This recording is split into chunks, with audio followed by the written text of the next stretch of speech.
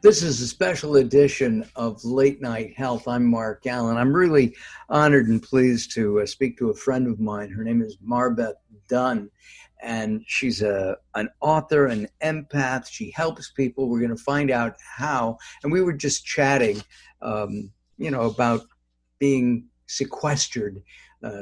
MarBeth is on the East Coast in Florida. I'm here in California. And I told her that I had a beard. In fact, many of you have seen my beard, and I shaved it off a couple of days ago because I got a comment from somebody who said, "Mark, you look like Gabby Hayes." And that was it. Back to the razors. And I can't understand why, MarBeth.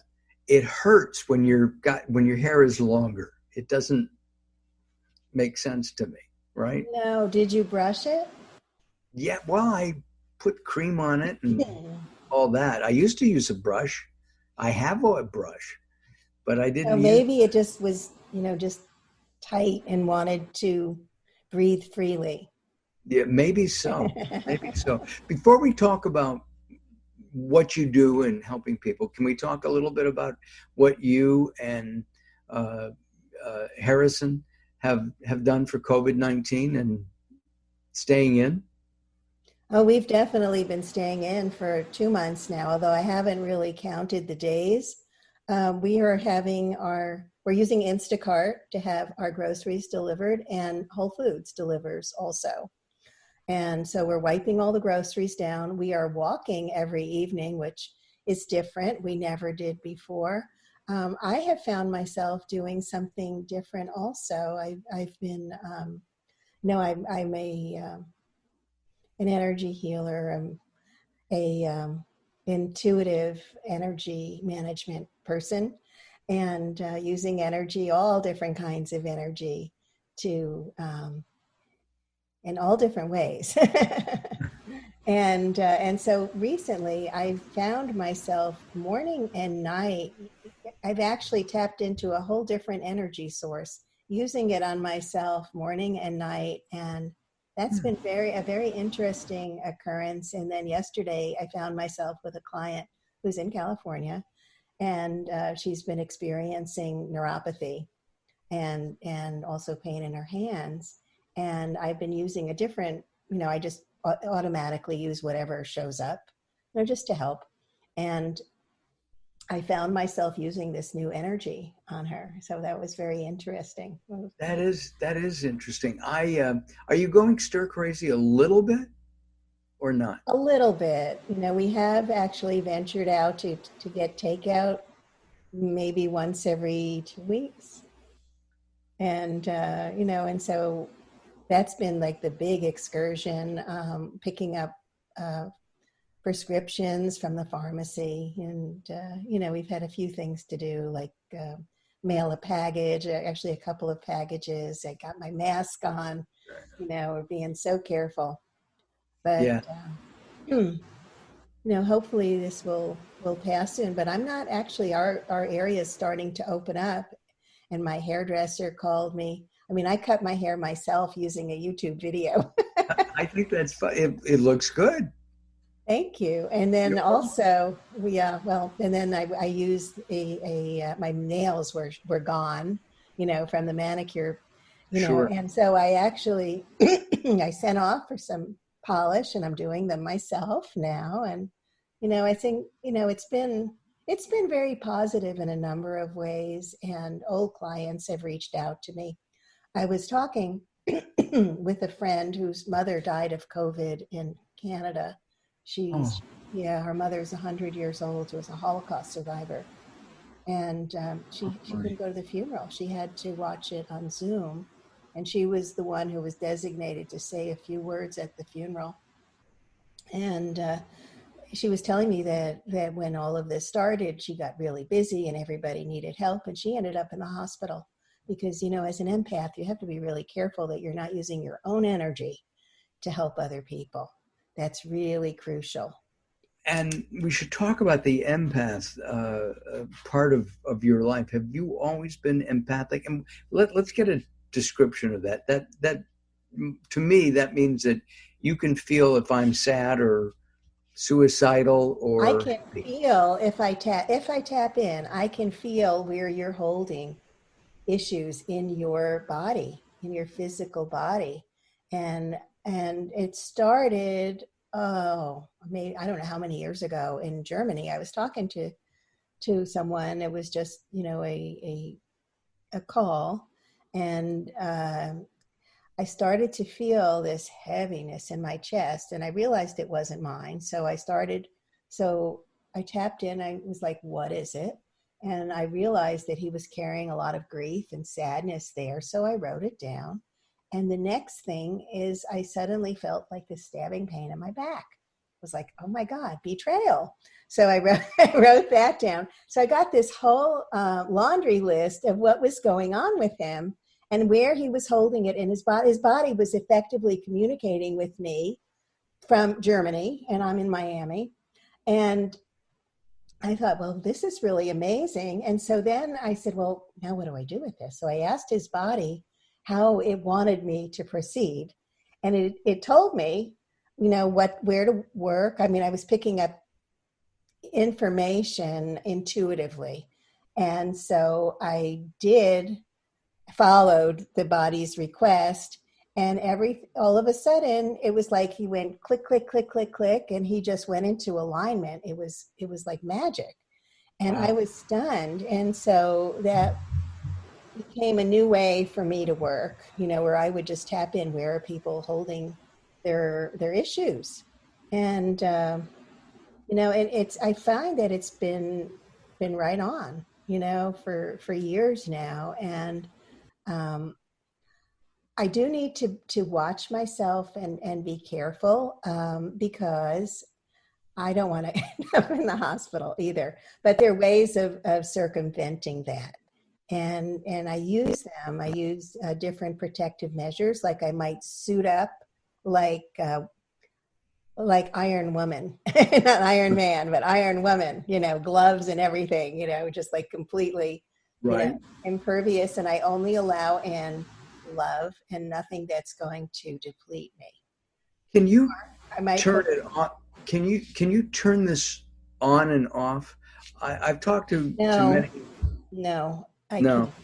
So if It, you walk in a mall, when we oh, had yeah, I would malls, shield myself.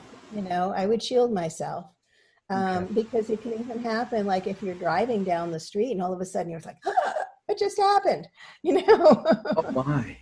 Well, it doesn't to me anymore. And, and usually I forget to protect myself. But many years ago, Harrison, he had a quadruple bypass. And it was like 5 years ago. And he had this miraculous recovery. He was just recovering so quickly. Most people, when they have any kind of heart surgery, they go into a depression and they experience a lot of pain. He never had any of that. This man who wakes up singing. And but I noticed that I was very depleted, and the more he was getting better, the worse I was getting. So totally subconsciously, somehow I was like giving him my energy because I wanted him to heal. And once I realized what was happening, I stopped it. And all of a sudden he crashed. But I figured, no, he needs to get better on his own, which he did, but that was pretty interesting because it was totally unbeknownst to me. And when it happens, now my body is clear sentient, so very often it'll warn me if I'm going someplace where I need to shield up. I'll And feel it. that Iron Woman suit is not a physical suit, is it? No. No. It doesn't. You can't fly with it, Wouldn't that be fun? wouldn't it? Wouldn't it? But you and Harrison are connected, We right? are I mean, connected and on so right? many levels. And so, it's like I knew that he needed, he wanted to heal, and he needed some healing energy. But I would have preferred to just say, okay, I'm going to send you this healing energy rather than, just have it automatically coming out of me. So, but once I realized it, it was like, okay, all cords are, energetic cords are being cut now. And so, and all is good, That but is. but my friend did end up in the hospital because she was helping so many people and she wasn't really taking care of herself. You don't realize it right away. But even Sometimes just speaking to you, you radiate such positive energy. I can feel it over our Zoom connection. Really? Have people told you that before? oh yeah, I I mean, do because I look at that smile, everybody. yeah, Yeah. it's been very interesting ride. I didn't know that I was empathic until I was becoming a Reiki master. And what I always used to think there was something wrong with me. I'd go into a party or I'd meet people and I would get sick. I'd just be bombarded by all of this energy and it was too much. And I'd have asthma attacks. And I just thought, oh, there's something really wrong here. I'm just very sickly. So I developed this self-image that wasn't healthy. And I didn't know that it was actually a gift. We don't come with a handbook. Well, it's like being a parent. Yeah, we don't come There's with a no, handbook for that either. no, you don't. They don't. MarBeth Dunn is our guest. She's an author, an empath, intuitive. Her life's work is helping people, and we'll be giving you her website so you can check her out a little bit later on. Actually, it's up throughout our interview. MarBeth, when you were a kid, did you have any of these kinds of feelings, or did you want to be a doctor, a lawyer, a nurse? I Did you wanted to be a pursue that? veterinarian. Oh yeah. Yeah. In fact, I got accepted into Cornell Agricultural School, Oh but wow. I didn't get housing, so I couldn't go. Everything works out perfectly. And actually, that's my mantra. Everything goes right for me. But, for most of my life, I was not healthy and I was in a very difficult marriage and just there was so much that was not functioning well and I kept seeking. I was a seeker and I looked for, you know, all different types of paths, from the I Ching and Buddhist chanting and Dianetics, Dianetics, you name it. I was trying everything to try because I knew that there had to be a way that I would feel good. And it turns you out there you was. you were raised in a religious home, Yes. and how did they react to Marbeth now? I mean, Well, I have a great relationship with my family now, but I was kind of the black sheep because I left home with my ex-husband and we lived on a mountaintop in Haiti without electricity or city water. oh no, Yeah, I was a painter and I was MarBeth of Haiti and I had, I was so I was pretty messed up, and I was really looking for help. And luckily, I found a path, and it really worked for me. I discovered that, I was reading all kinds of spiritual books, and one that really resonated with me was A Course in Miracles, and couldn't understand it when I read it. But I just plunged in and I just decided okay, I'll try this. What have I got to lose? Everything's so bad anyway. I went through 7 coups d'etats in Haiti, oh when my, Baby Doc was there. oh wow. I had a tourist business. I was a painter and I made limited edition prints and note cards and stationery, did murals and portraits. And, the tourist market dried up. Right. You can't really have tourists when you're having all of these instabilities in government. But I learned that my thoughts had power. I didn't believe that before. Do you think most people believe that thoughts have power? I think it's becoming a lot more mainstream, but people are still learning that. And our thoughts really do have power. So when we're constantly saying, Oh, I'm so tired. Oh, this is just awful. I can't wait till this is over. You know, you can reframe that. In fact, I just put up a video on Facebook yesterday on love or fear. You know, it depends on what lenses you're wearing. You know, are you going to look through love lenses where everything has a where you can look through love and compassion, and if people are behaving miserably, then you can still bless them with love. And then or are you going to look through the lenses of being a victim? Because I was that victim for so many years, and I was looking through those lenses, and I felt helpless and powerless and unable to really change anything. But as soon as I grasped that my thoughts had power and I could shift them, wow, life began to change, and miracles started flowing. And it's been, Is it's life been good. which is great, which is Yeah. great. Um, is life supposed to be hard?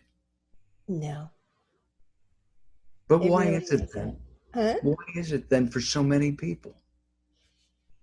Well, a lot of it is has to do, and a lot of people seem to be being dealt a very difficult hand. I have been through that many times, where um, I've had great difficulties in my life, um, but I've recognized that everything is an opportunity.